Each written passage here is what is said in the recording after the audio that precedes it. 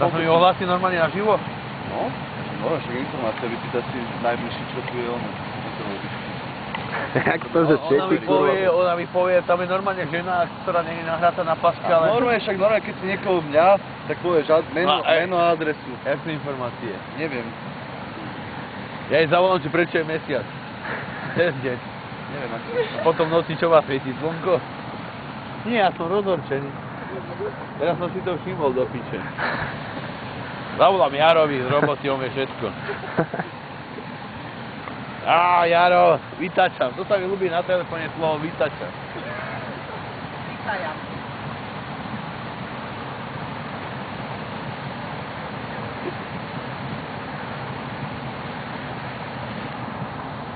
Nazdar, Jaro, si vonku?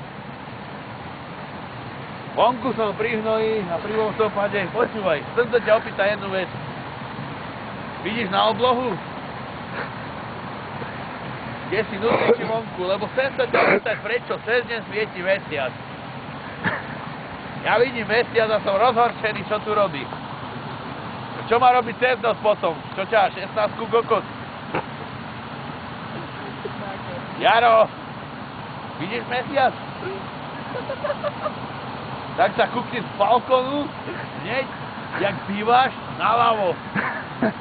Tam je ten kokos. Jak to, že svieti mesiac, Jaro?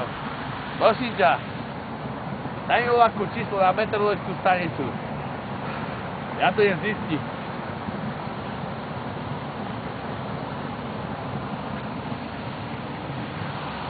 No. A vypol. Aj čo? Zajtra mu dám bombu pri hodinách, keď si kýkne.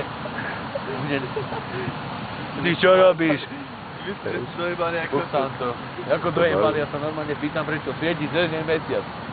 Ide mi to do hlavy. Čo tu má robiť? Ale dobre, tam je slnko. No tak si to si dober do piče, jak je to možné? Má roboty kokos? Sa odrážal slnka. Sa odrážal slnka? A cez noc sa čo odráža od koho? Kde to slnko? Slnko a slnko sa kde odráža cez noc?